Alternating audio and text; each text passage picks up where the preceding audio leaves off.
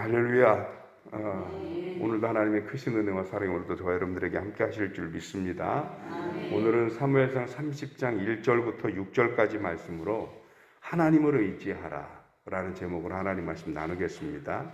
우리가 어제까지 함께 나눈 말씀이 뭐냐 하면 다윗이 하마터면 자신의 종족들인 이스라엘과 전쟁을 치를 뻔했거든요. 왜 그러냐면 이때는 다윗이 사울의 추격을 피해서 가드 사람 아기스 왕 밑에 있었는데, 이 아기스가 블레셋 족속이란 말이죠.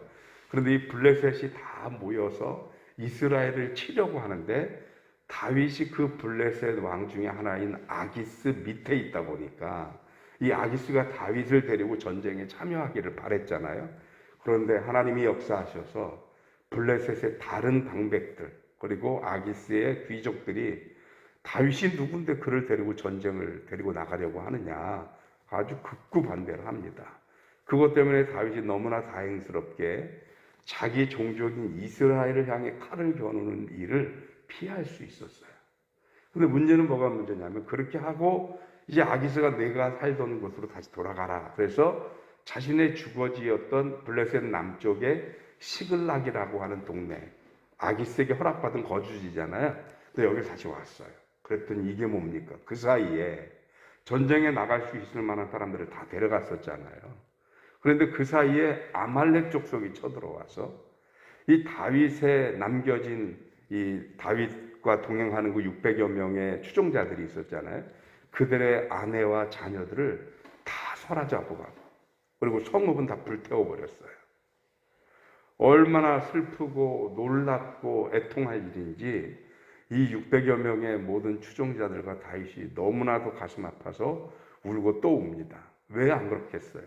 전쟁을 할 줄 알아요? 싸울 줄 알아요? 아무것도 모르는 여자들이 그런 시련을 당했다 생각하니 이거는 뭐 기가 막힐 노릇이죠. 그런데 문제는 여기서 발생합니다.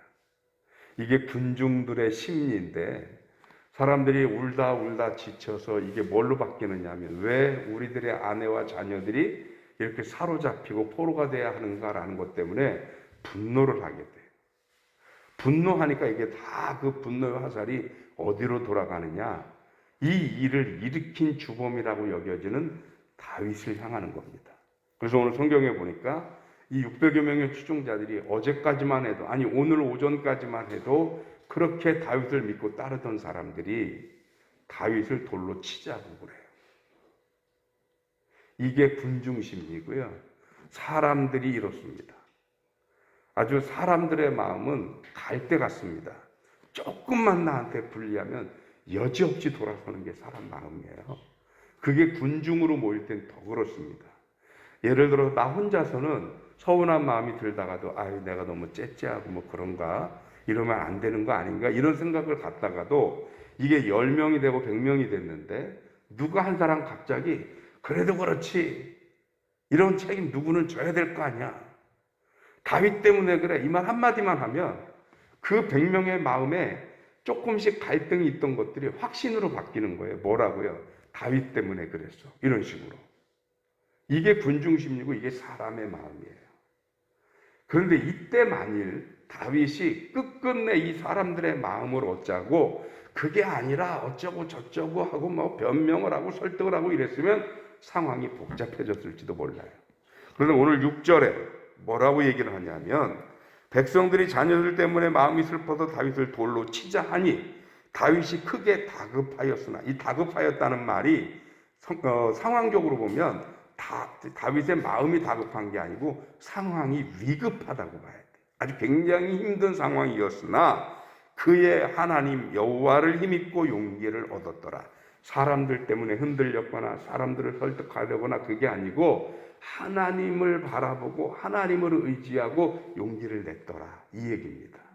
그래서 7절 뒤로 보면 다윗이 뭐라고 그러냐면, 이 백성들에게 어떤 의지를 하거나 상의를 하지 않습니다. 제사장 아비아다를 불러서 에봇을 가지고 오라. 에봇은 뭐냐면 제사장들이 입는 갑옷 같은 옷이에요. 근데 이 에봇 안에는, 에봇 이 흉배 품속에는 뭐가 있냐면 우림과 둠밈이 있어요. 이 우림과 둠밈은 하나님의 뜻을 물어보는 도구입니다. 그래서 다윗이 묻는 거예요. 우리가 지금 추격하면 이 아말렉을 잡을 수 있겠습니까? 그러니까 하나님이 그 우림과 둠밈을 통해서 대답을 하시는 겁니다. 잡을 수 있다. 백성들에게 묻지 않습니다. 어떻게 해야 되느냐 이게 아니라 하나님이 잡을 수 있다 했으니 우리 가자. 하나님을 의지하는 거예요.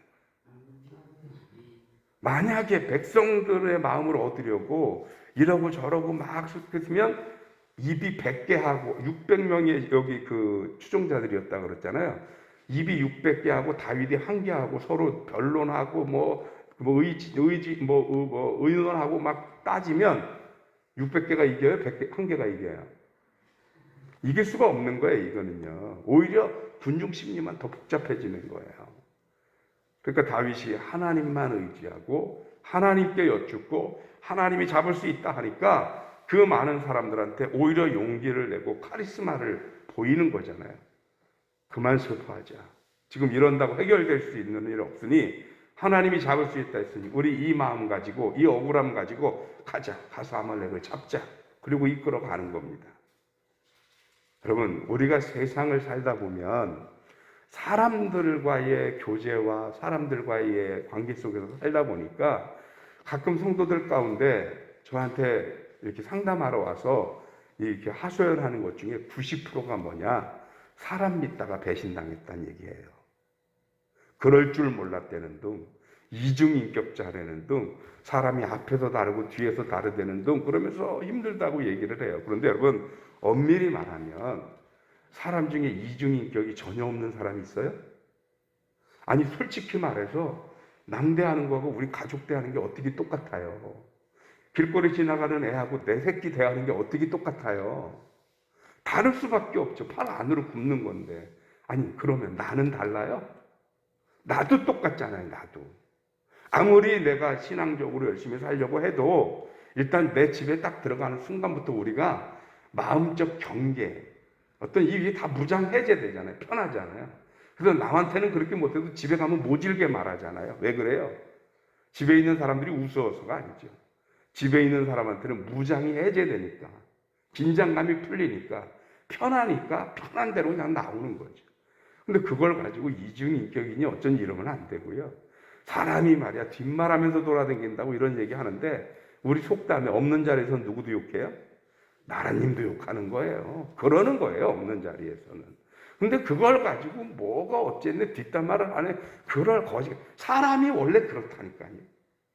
그러니까 기대를 하지 않으셔요. 기대감이 있으면 실망이 있고 배신감이 있는 거예요. 근데 애시당초부터 원래 사람이 그래. 아 누구나 그래. 더구나 나 말고 남은 더해.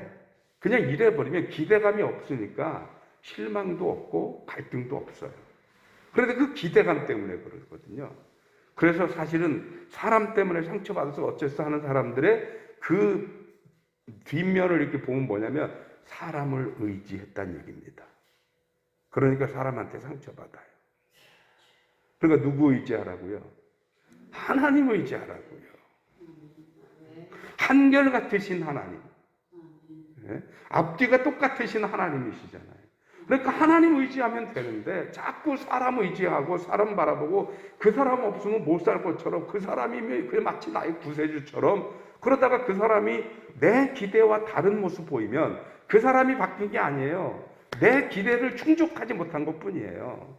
근데 그것 때문에 실망하고 좌절하고 그 사람은 똑같은데 나 혼자 배신감 느끼고 별짓 다 하는 거예요. 나 혼자 일어났다 자빠졌다 다 한다니까요. 사람을 의지하니까 그렇습니다. 오늘 다윗이 이런 위급한 상황, 이 상황을 만나니까 어떻게 했어요?